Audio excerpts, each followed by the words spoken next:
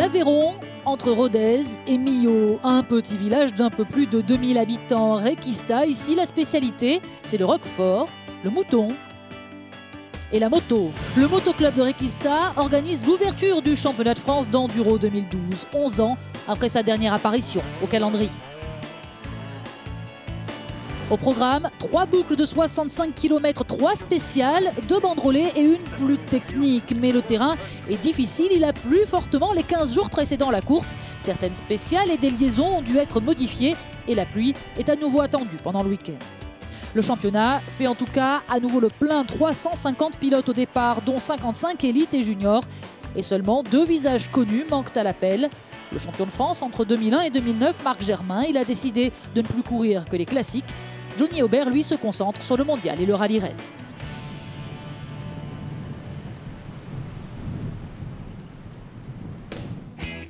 Samedi, 8h30, le premier départ de la saison. Les E1, emmenés par leur champion de France, Fabien Planet, ouvrent le bal. Suivront comme d'habitude les E2, E3 et juniors. Pas de pluie pour l'instant, mais un vent très fort, des rafales proches de 100 km/h qui rendront la journée difficile, notamment en raison de chutes d'arbres en liaison. La catégorie E1 a été bien bouleversée pendant l'intersaison. Marc Germain n'est plus là, Julien Gauthier est parti en E2. Chemin inverse pour Antoine Méo, désormais pilote KTM, et de retour chez les petites cylindrées, 1 an après son doublé championnat de France, championnat du monde.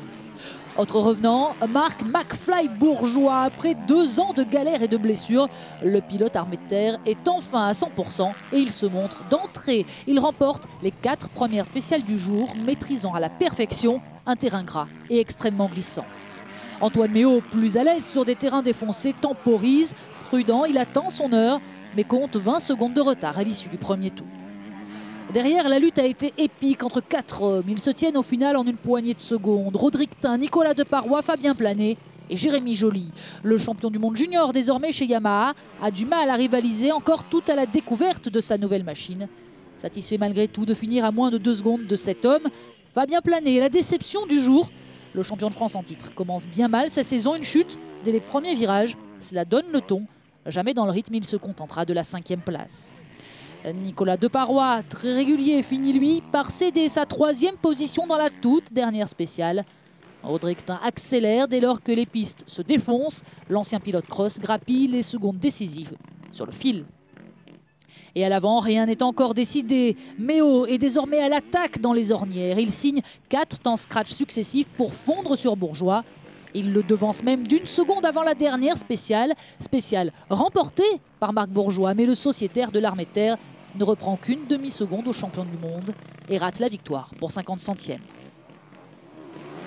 J'ai démarré avec une moto neuve, donc c'était un peu difficile ce matin de trouver les repères. Et puis sur la course, j'ai un peu du mal dans l'herbe encore avec la moto, donc chaque course je découvre un peu plus. Et j'ai préféré pas prendre de risques et Marco a pris de suite de l'avantage, donc il a fallu que je cravache en fin de journée pour revenir. Le team armée de terre est donc passé tout près de sa première victoire de la saison grâce à Marc Bourgeois. Et les militaires du paddock aident à la formation de jeunes espoirs de l'enduro français. Ils seront 4 encore cette année. Bourgeois en E1, Pierre Palu et Alexandre Kerrer en E2 et le petit nouveau, Kevin Romer en junior. Cela fait 17 ans que le partenariat existe entre l'armée et la FFM, avec une liste impressionnante de noms illustres. Marc Germain, Sébastien Guillaume, Fabien Planet, Nico Deparoy ou Julien Gauthier. La formation, une valeur partagée avec Yamaha, partenaire du team depuis l'an passé. Le fait de mettre le pied à l'étrier à des jeunes et de pouvoir on va dire, progresser au sein d'une structure comme l'armée de terre, c'est important. Et pour nous aussi, parce qu'on adore mettre le pied à l'étrier aux jeunes. Donc ça a toujours été chez Yamaha une institution, hein, avec Jean-Claude Olivier à l'époque depuis très longtemps. Donc aujourd'hui, on est très content de faire de ce partenariat avec l'armée de terre. Basé à Châteauroux au sein du 517e régiment depuis 10 ans, l'EAT a dû déménager à Nîmes suite à la mise en place de la nouvelle carte militaire. Pas de quoi bouleverser en profondeur les habitudes du team, qui a toutefois de nouveaux repères à prendre. On est bien installé à Nîmes, on a un bel atelier, beau bâtiment, la disposition c'est un petit peu différent de Châteauroux, mais toujours aussi efficace, et puis avec pas mal de terrains d'entraînement différents, avec un voisinage avec beaucoup d'autres pilotes. il y a beaucoup de pilotes qui roulent et qui s'entraînent là-bas dans la région. Donc ça nous permet de s'entraîner avec pas mal de concurrents des championnats et sur des terrains différents. Donc c'est plutôt une réussite.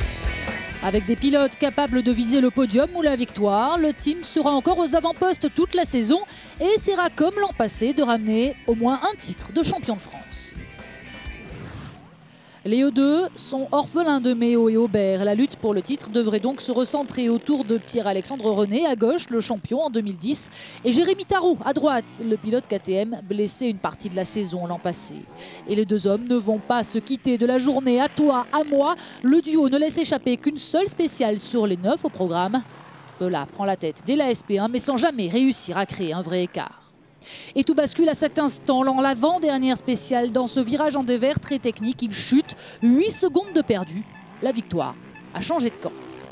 Déjà vainqueur de la grappe de Cyrano et de l'endurocross de Saint-Ibéry cette saison, le néo-enduriste Tarou s'affirme d'entrée comme un futur grand de la discipline. Une victoire d'autant plus belle qu'il était chez lui, à Requista.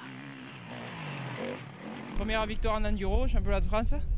Donc je suis super content, mais quoi dire de plus, j'ai bossé dur pour revenir et pour essayer d'être à ce niveau-là. J'ai toujours cru en moi que j'avais de la vitesse, je savais que je pouvais quand même prétendre à être sur le podium en championnat de France. Et donc je suis content de le prouver pour la première course.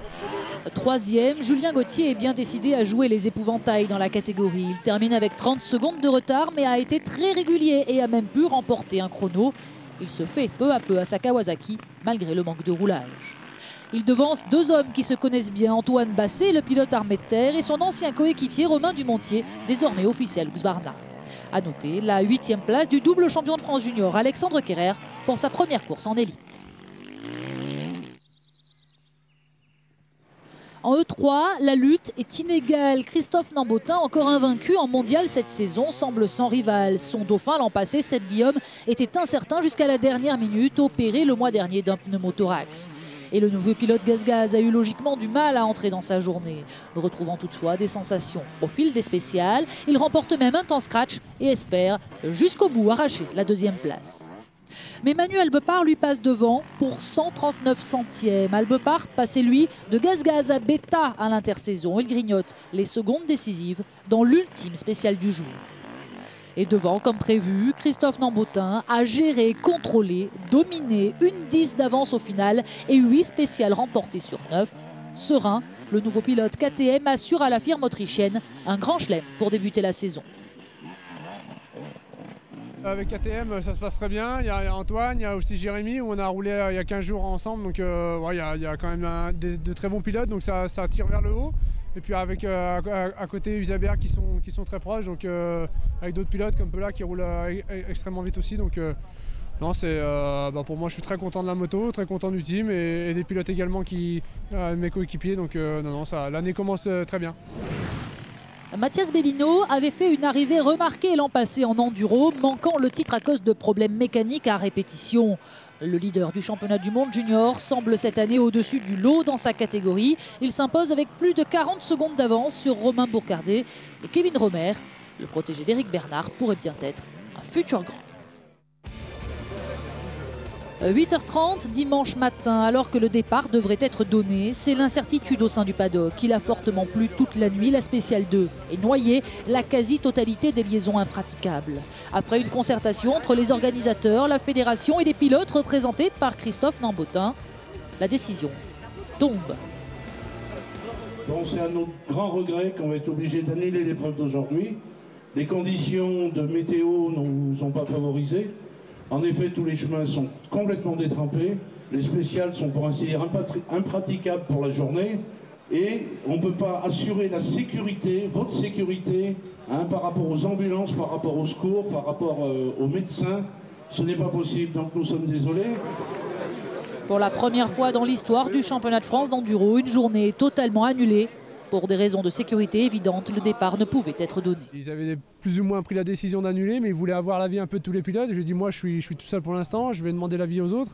Maintenant, comme partout, il y a des pilotes qui veulent rouler, des pilotes qui ne veulent pas rouler, des pilotes qui pensent à la responsabilité, d'autres qui n'y pensent pas. Donc, Donc à un moment donné, il faut prendre une décision et je pense qu'aujourd'hui, Jean-Luc est quand même un très bon organisateur et qui sait gérer au mieux les circonstances. Après la course, il y a l'après-course comme on appelle, où un club, une région qui accueille doit gérer par rapport, je dirais, à la météo qui rend les choses plus compliquées.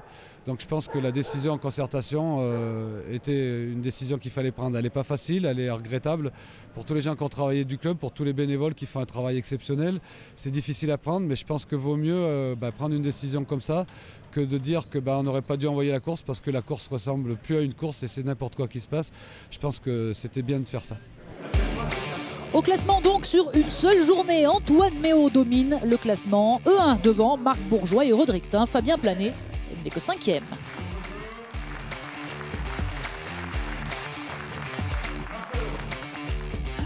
En E2, Tarou se retrouve leader du championnat pour sa toute première apparition. Il devance Pierre-Alexandre René et Julien Gauthier. Les E3, comme d'habitude, pourrait-on dire, dominés par Christophe Nambotin devant Manuel Bepard et Seb Guillaume. Et forcément, fort de ce triplé, KTM remporte la victoire constructeur, la récompense après un recrutement ambitieux à l'intersaison.